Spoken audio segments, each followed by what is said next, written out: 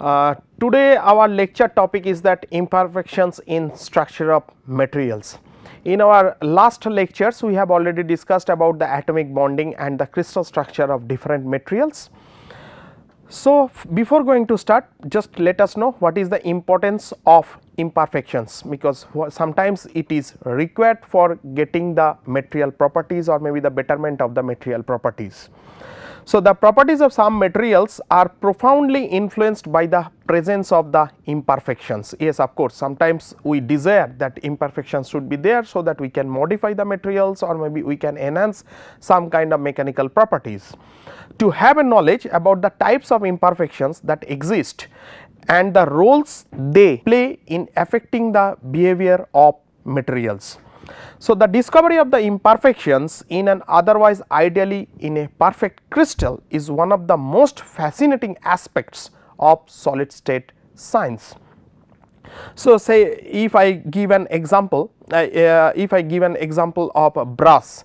So, brass is made of the copper and the zinc. So, if we compare the properties of the brass in compare to the copper, we can found that the brass properties are better than the pure copper. So, now we have to know that what is imperfections. So, an ideally perfect crystal in one which has some unit cells and contains some lattice point throughout the crystals, already we have read these points. Term imperfections, or maybe sometimes we are calling it as a defect, is generally used to describe the any deviations, means any kind of little bit deviations of the ideally perfect crystals, means there is some problems in the crystal structure from the periodic arrangements of its constituents. Defects can exist in any all solid materials. So, there are some basic factors generally which affecting the properties of materials. So, first one is the atomic structure and the interatomic bonding.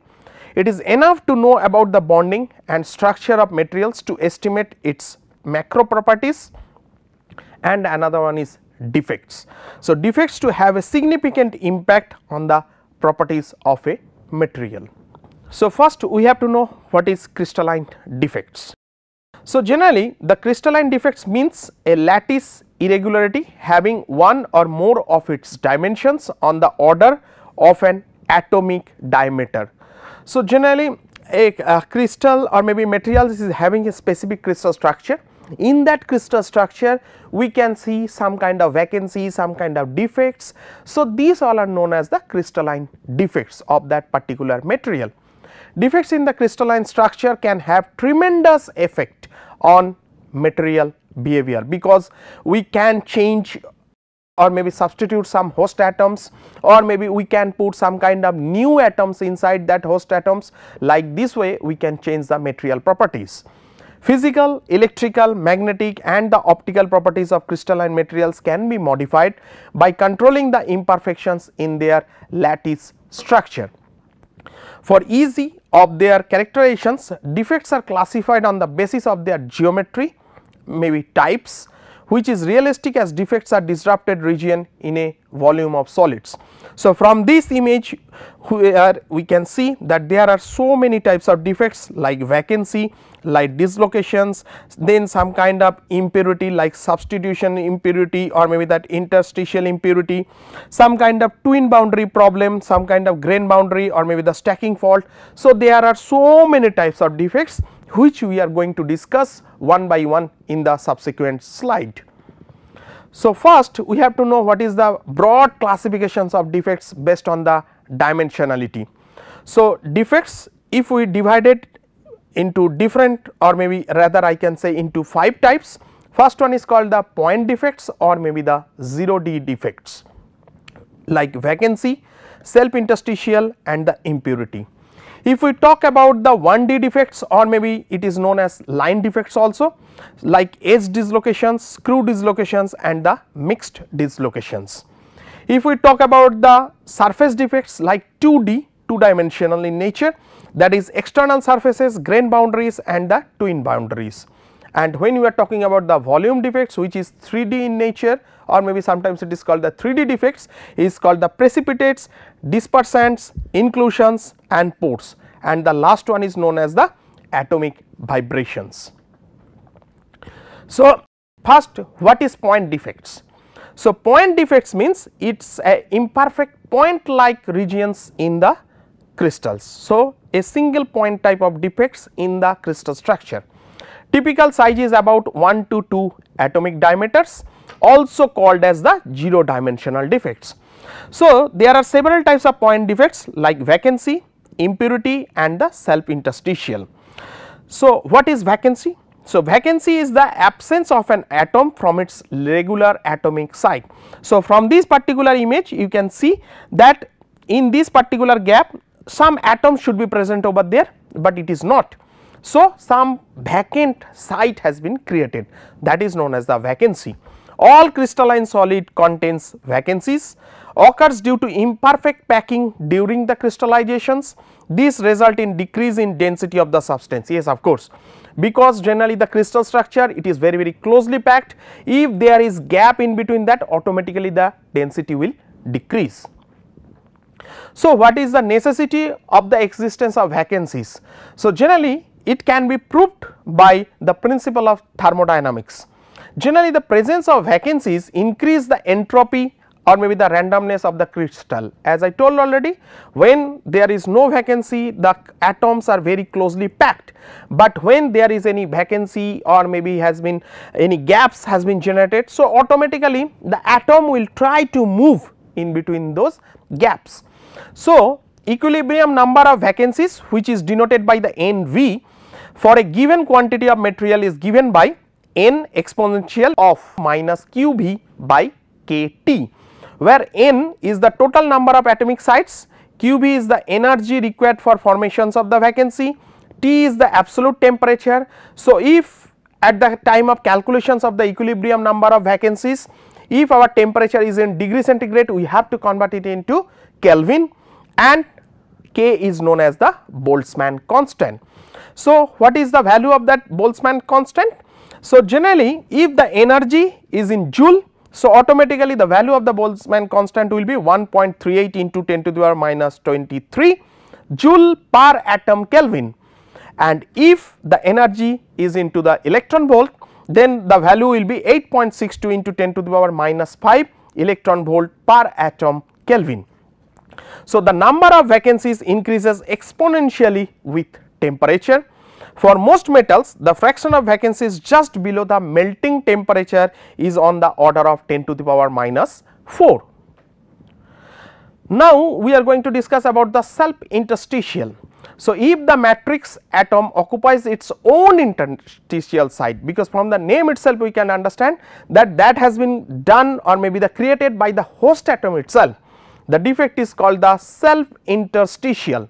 This defect increases the density of the substance. Yes, of course, because there is no vacant place is left.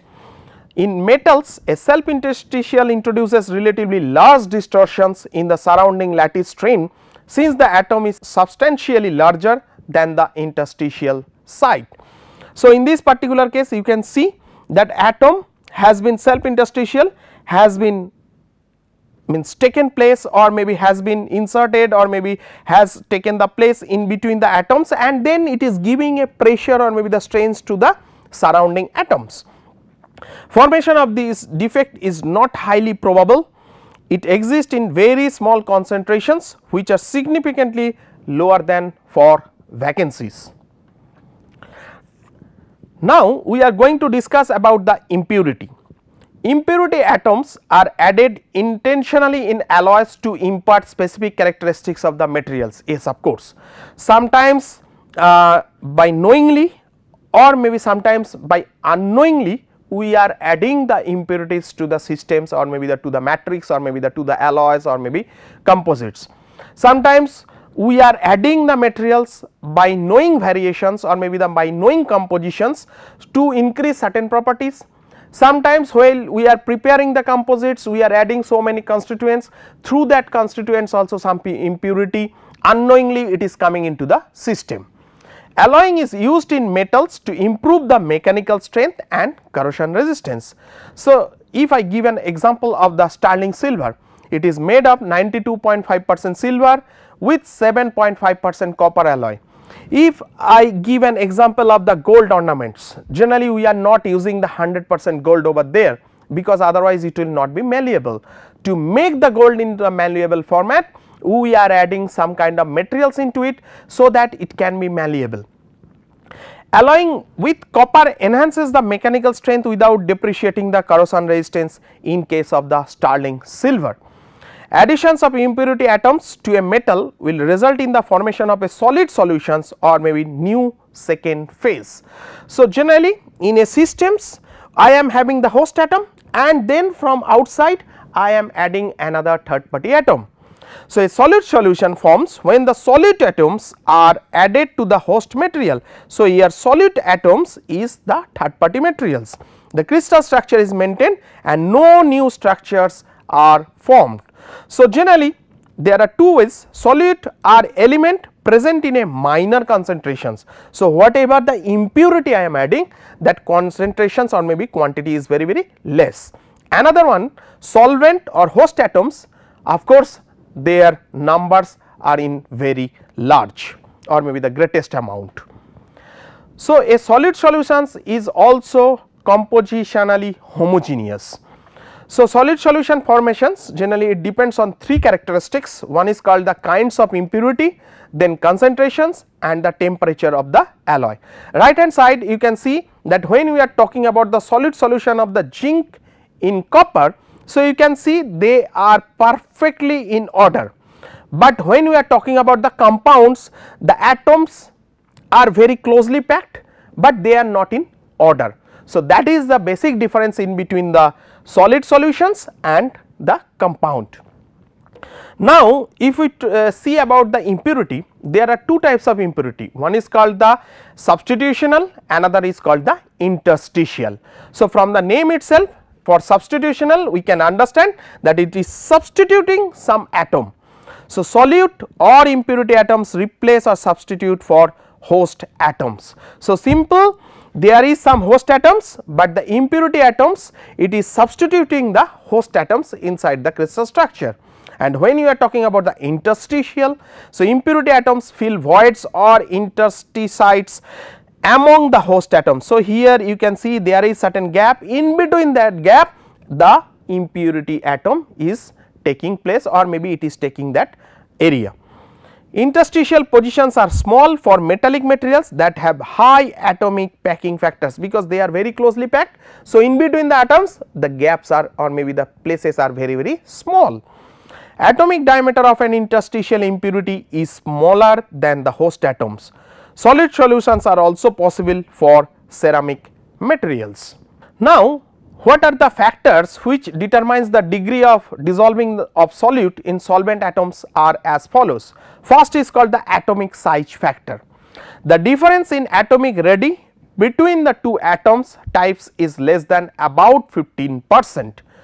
Otherwise, the solute atoms will create substantial lattice distortions and a new phase will form, but this is only valid for the substitutional impurity, not the interstitial one.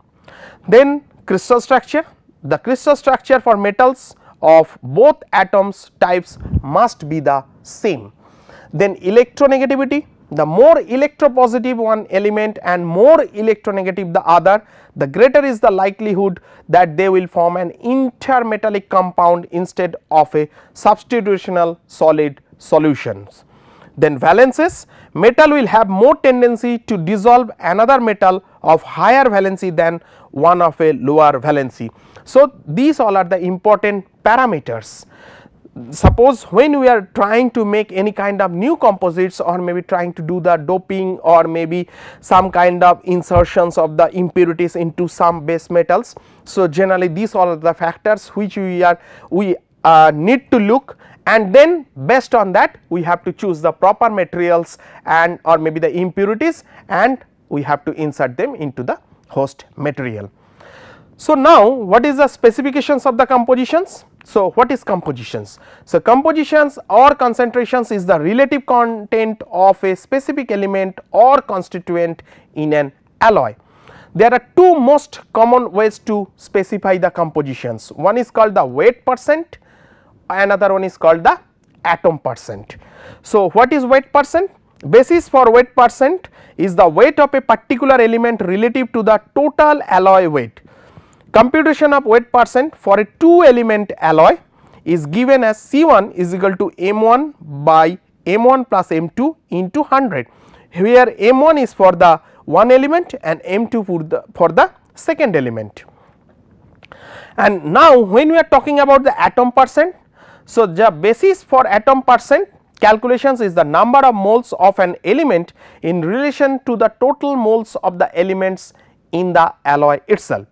So, number of moles in some specified mass of a hypothetical element 1 may be computed as N M1 is equal to M1 by A1. So, here A1 and M1 denotes the mass in grams and atomic weight for element 1. So, computation of atom percent for a 2 element alloy is given as C1 prime is equal to NM1 by NM1 plus NM2 into 100. So, if we are going to calculate the percentage weight percentage of different element or maybe the atom percent of different element. So, we can get like C1 prime is equal to C1 A2 by C1 A2 plus C2 A1 into 100, and C1 is equal to C1 prime into A1 by C1 prime A2 plus C2 prime A2 into 100. But any of the cases C1 plus C2, because total composition constituent is 100. So, of course, C1 plus C2 will be 100, or maybe C1 prime plus C2 prime will be 100. Now, convert the concentrations from weight percent to mass of one component per unit volume of material. So, from units of weight percent to the kg per meter cube, the conversions is C1 double prime is equal to C1 by rho 1 plus C2 by rho 2 into 1000, and C2 double prime is equal to C2 by C1 by rho 1 plus C2 by rho 2 into 1000. So, for density rho in units of gram per centimeter cube, these expressions yield C1 double prime and C2 double prime in kg per meter cube.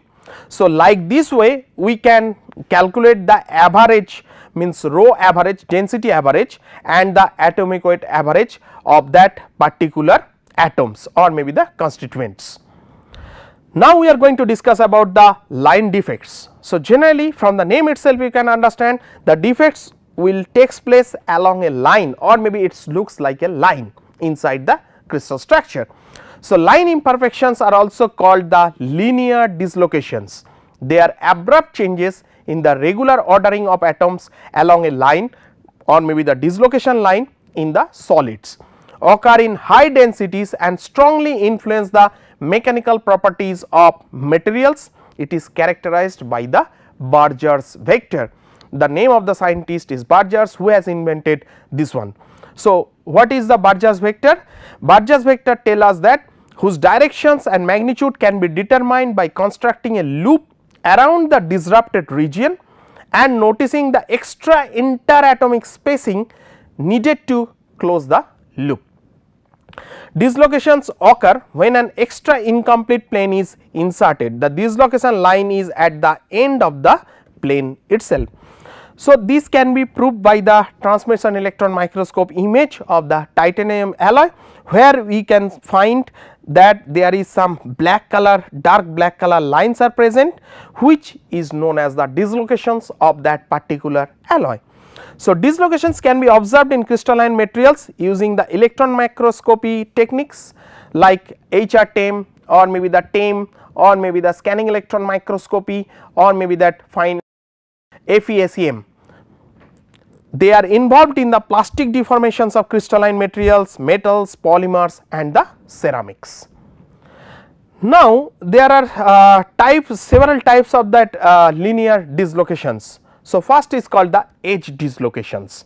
So, what is edge dislocations? The dislocations is called a line defect because the locus of defective point produced in the lattice by the dislocation lie along a line itself. So, here you can see the dislocation, it is in a line and it has been shifted. So, anywhere it can be presented inside the material. The edge defect can be easily visualized as an extra half plane of atoms inserted in a crystal structure. So, extra half plane you can see that red in color and it is shifting. Barger vector, which is denoted by the small b, is perpendicular to dislocations line. So, in this particular case, so this is your line vector and Barger vector is here, which is exactly the perpendicular to that line vector. So, now second is the screw dislocations. So, Barger vectors in this case is parallel to the dislocations line. So, in this case the dislocation lines, if you see the dislocations line over here and Barger vectors is here. So, almost it is parallel to the dislocations line.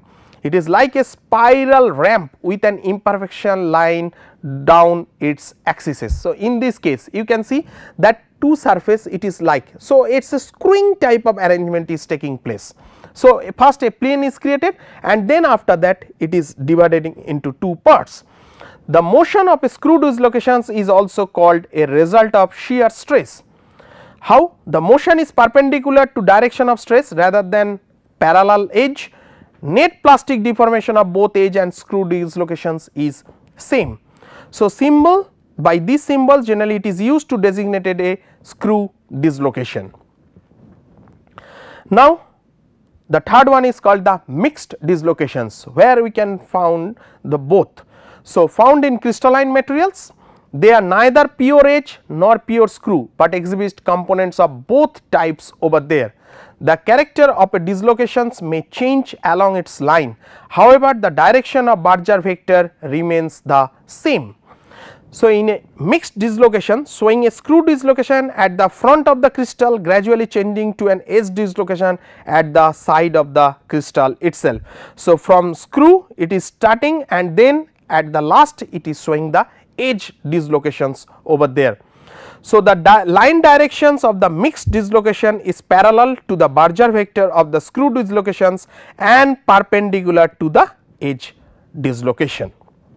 Next, energy of dislocations. So, dislocations have distortion energy, energy per unit length associated with them. So, generally edge dislocations which is in compressives and the tensile stresses, and screw dislocations is mainly for the shear strains. So, energy of a dislocations per unit length E is more or less equal to half GB square. So, what is G? G is the shear modulus and B is the Barger vector. So, there are two types of generally energy for the dislocations, one is called the elastic energy, another one is called the non-elastic energy, which is more or less E divided by 10. So, summary of the dislocations if we go through, which I have already told you. So, if we go for the edge, it is perpendicular because the dislocations line and the Barger vector are the perpendicular. Slip directions is parallel to Barger vector, direction of dislocation line movement related to B is parallel, process by which dislocation may leave slip plane is climb, and screw it is parallel, then parallel to B, it is perpendicular in nature, and the process by which the dislocation may leave plane slip is cross slip. Now, we are going to discuss about the surface defects. So, generally also called as the interfacial defects. Surface defects is also sometimes known as interfacial defects. They are boundaries that have two dimensions and normally separate regions of the materials that have different crystal structures and or crystallographic orientations.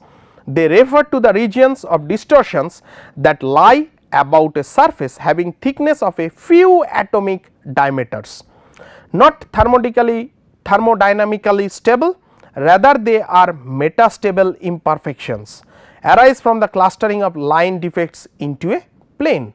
So, there are several types of interfacial defects are present. So, first one is called the external surfaces, then grain boundaries, then twin boundaries, then stacking faults, and last one is called the phase boundaries. So, what is external surfaces? The environment of an atom at a surface differs from that of an atom in the bulk itself. especially the number of neighbors coordination at surface is less. Thus, the unsaturated bonds of surface atoms gives rise to a surface energy.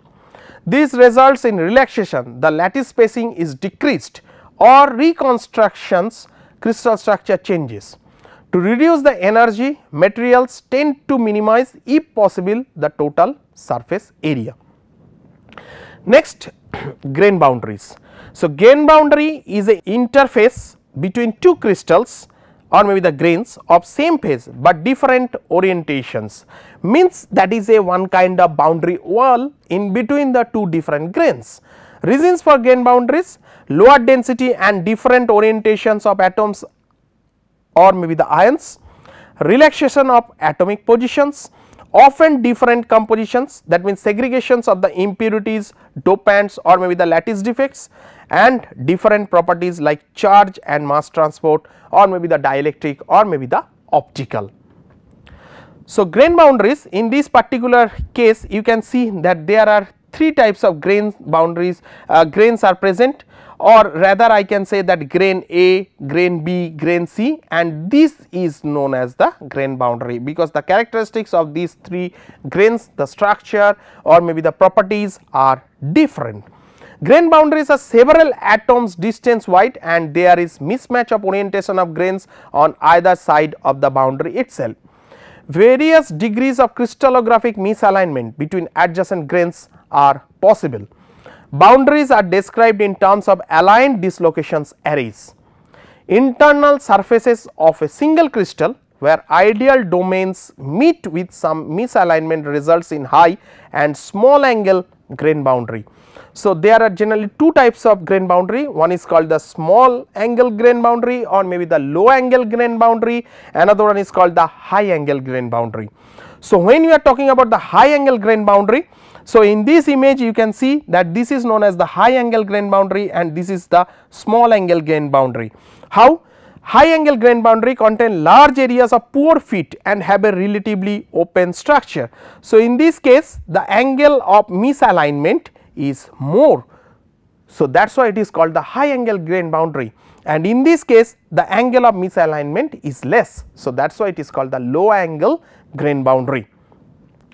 Then high angle grain boundary have high energy, high diffusivity and high mobility, and for the low angle grain boundary, when misalignment is slight on order of few degrees less than 10 degree means area of misalignment, it is low angle grain boundary.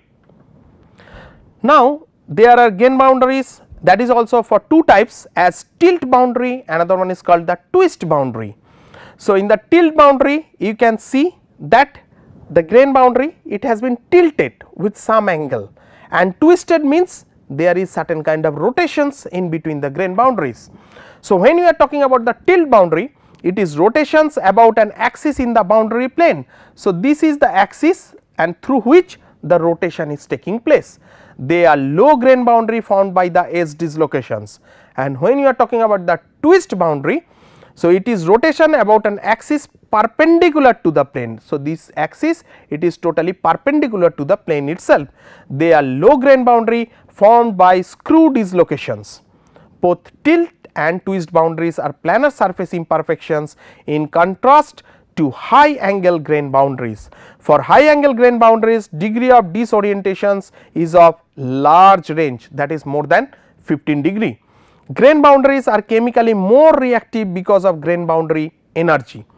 And what is grain boundary energy? Generally it is denoted by the gamma. So, excess free energy associated with the presence of grain boundary with perfect lattice as reference points. It is proportionality constant between the increment in total system energy and increment in area. So, gamma is equal to dG by dA. Now, we are going to discuss about the twin boundaries. So, special type of grain boundary across which there is specific mirror lattice symmetry. So, in this case this is known as the twin plane of that boundary. So, mirror like image is taking place into the opposite side. Twin boundaries occur in pairs such that orientation change introduced by one boundary is restored by the other. Region between the pair of boundaries is called the twinned region. So, mirror image. twins results from atomic displacement due to applied mechanical shear force and also during annealing heat treatment. Twin do not extend beyond a grain boundary.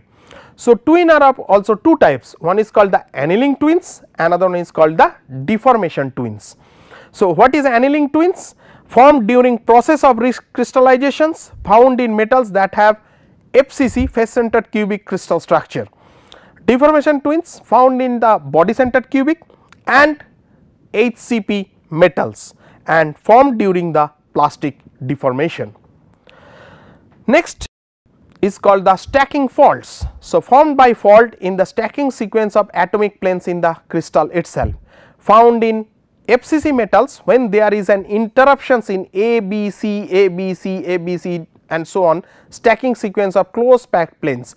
So, here you can see ABC, ABC, then this A is missing, then BC, again ABC, ABC. So, this is known as the stacking faults. So, generally the stacking arrangements of the FCC structure.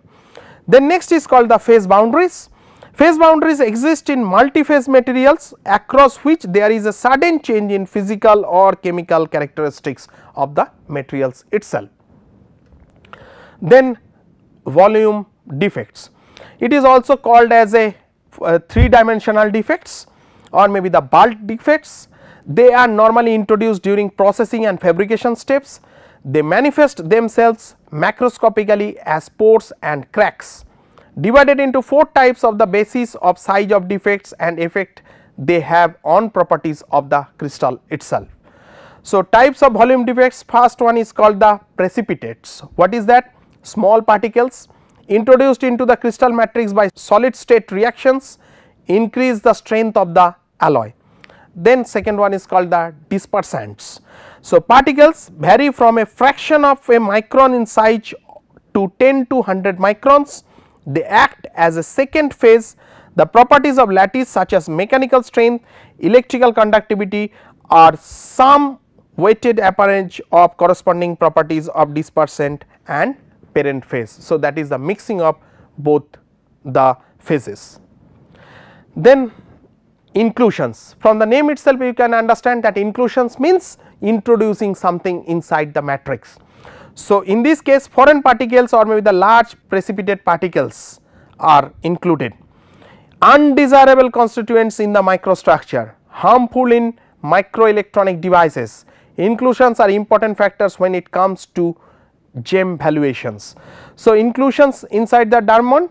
So, some kind of unwanted materials has been inserted into the diamond.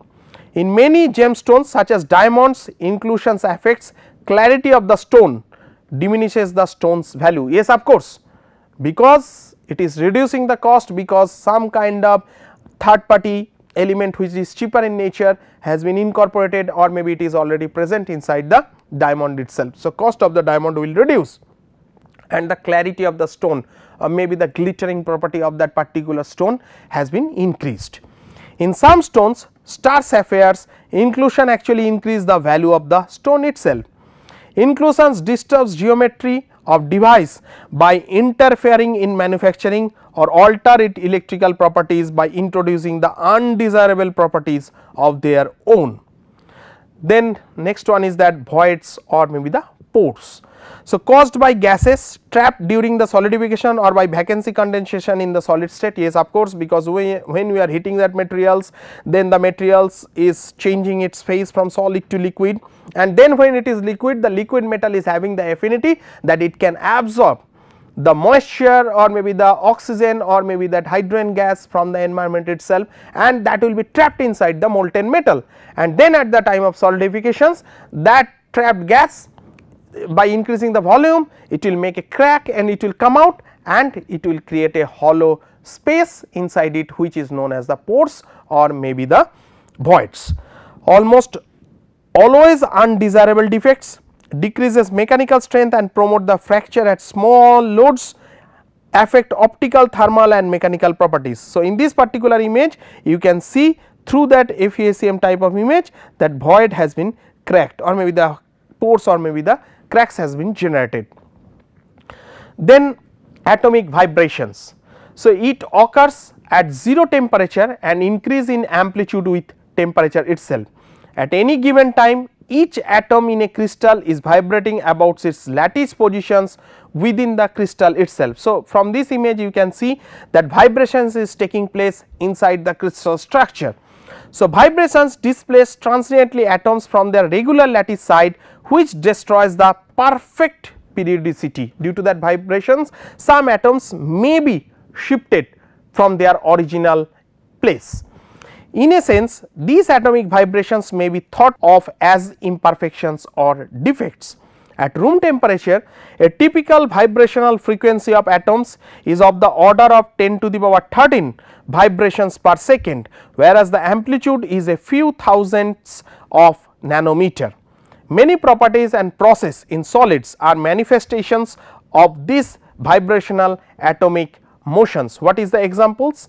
Melting occurs once the atomic bonds are overcome by the vigorous vibrations. So, when we are heating that materials, so vibrations have started in between the atoms, due to that the melting occurs of the metal itself. Then we are going to discuss about the imperfections in ceramics. So, generally it includes the point defects and the impurities. So, what is the point defects in ceramics? So, it is non-stoichiometric, refers to change in compositions. Effect of non-stoichiometry is a redistribution of atomic charges to minimize the energy.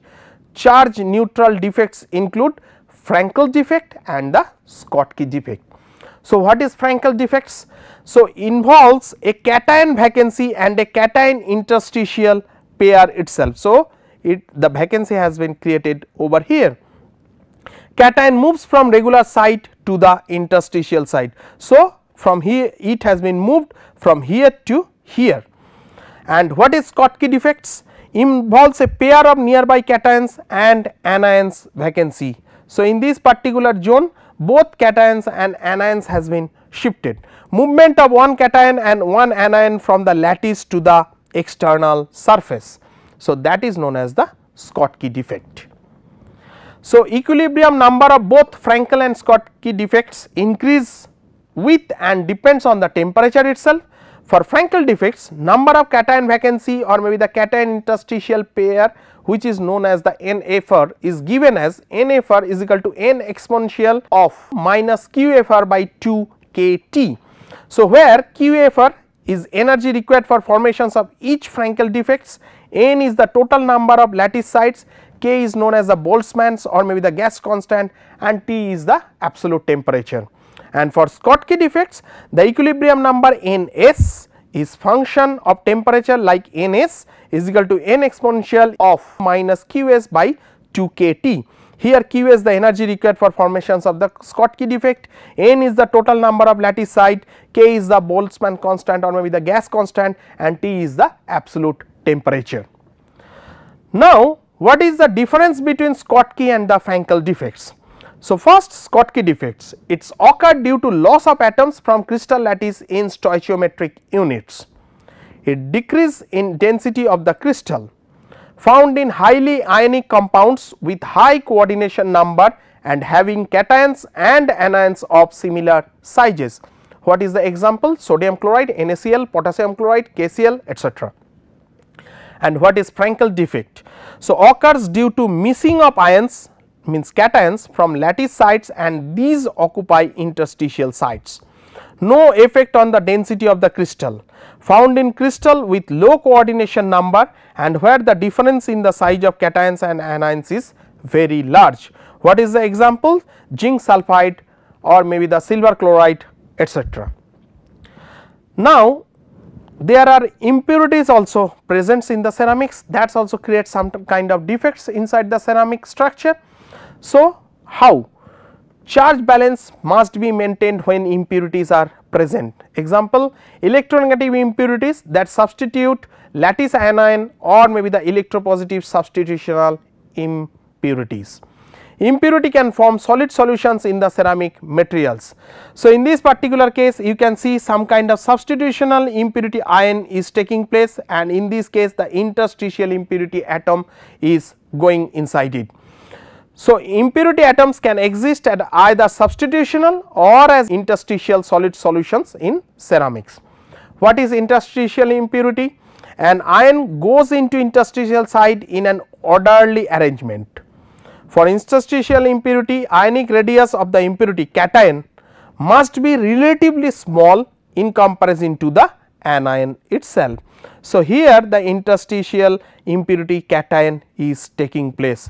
So, just it is replacing, and when we are talking about the substitutional impurity will substitute for host ion to which it is more similar in electrical sense. To achieve any appreciable solid solubility of substituting impurity atoms, the ionic size and charge must be very nearly the same as those of one of the host atoms. Since there are both anions and cations in ceramics, a substitutional impurity will replace the host ion most similar in terms of charge. Thus, if a substitutional impurity has a different charge than the substituted ion, another defect must be present to balance it out. Yes, of course, because plus and minus, if it is plus plus, then automatically there should be a minus to balance it out. For example, for sodium chloride, Ca2 plus and O2 minus would most likely substituted for sodium Na plus and Cl minus ion respectively. There are two types of impurities are present in this case, substitutional cation and the anion impurities. So, in this case this is without impurity and here Ca2 plus is the impurity. So, in this case the cation vacancy is taking place in this particular case, and when you are talking about the substitutional anion impurity, so like in this case this is without impurity. So, we are having 2 Cl minus which is stacked with the O2 minus. So, here O2 minus is the impurity and the O2 is taking place in this particular zone and anion vacancy is taking place in this particular zone, which is called the substitutional anion impurity. Now, the last one, that is defects in polymer. It is very critical one, it is also very difficult to measure. So, different from ceramics and metals, chains can bond together forming loops and can tie two molecules together. Impurities may include interstitials, side branches or maybe the incorrect blending. Screw dislocations also occur in polymer crystals. Vacancies can occur and alter the chain sequences. Every chain end is considered a defects. So, in this case the screw dislocation is taking place in this particular zone, impurity has been added or maybe has taken place, some chain ends is taking place, vacancy is looks like this or maybe some kind of branching is taking place. Here this one is the non crystalline region, that or maybe some kind of dangling chain is taking place. So, these or maybe the loose chain. So, there are several types of defects, but it is very difficult to understand the defects inside the polymer. So, now we have come to the end of this particular lecture. So, we have to summarize. So, in this particular lecture we have discussed about the point, line, surface and volumetric defects in which is exist in all solids. The number and type of defects can be varied and controlled, like example temperature controls the vacancy concentrations. Defects affects the material properties like grain boundaries, control crystal slips. So, it can control the crystal slips also. Defects may be desirable or maybe sometimes it is undesirable. Sometimes it can improve the material properties by inserting some materials or maybe sometimes it may reduce the material properties also. Example, dislocations may be good or bad depending on whether the plastic deformation is desirable or not. Inclusions may be intentions for alloy development, sometimes it is intentionally, sometimes it is unintentionally also. Thank you.